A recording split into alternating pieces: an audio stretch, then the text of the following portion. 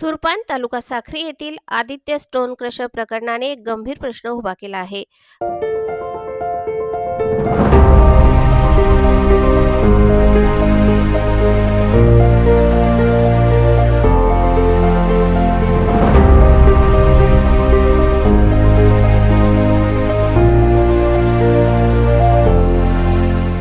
प्रदूषण नियंत्रण मंडळाची परवानगी कागदावर आहे, पण प्रत्यक्षात एकही अट पाळली जात नाही. स्प्रिंकलर बंद आहेत, कन्व्हेयर बेल्ट उघडे आहेत, धुळीचे लोट गावात शिरलेत आणि नागरिक श्वास घेतात की आजार हेच कळेनासं झालं आहे.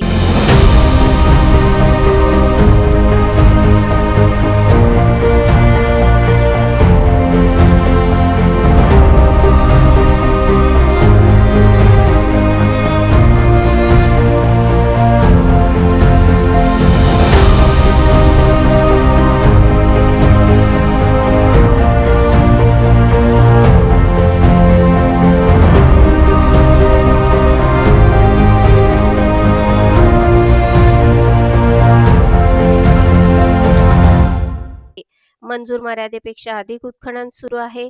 लांबी, रुंदी, खोली याचा काही ताळमेळ नाही. तरीही प्रशासनाला काहीच दिसून येत नाही की दिसूनही न पाहण्याचा अभिनय सुरू आहे. प्रदूषण नियंत्रण मंडळ, गौण खनिज विभाग आणि महसूल प्रशासन एकमेकांवर जबाबदारी ढकलत आहेत.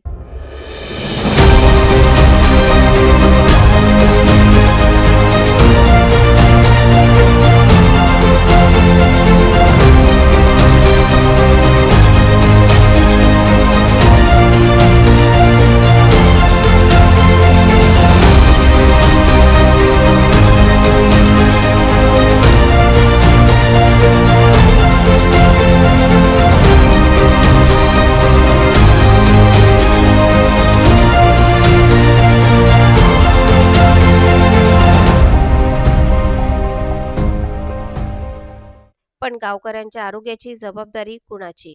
आज आदित्य स्टोन क्रशर प्रश्न आहे. उद्या धुळे जिल्ह्यात असे किती बेकायदेशीर क्रशर सुरू असतील? किती गावांची हवा विषारी झाली असेल?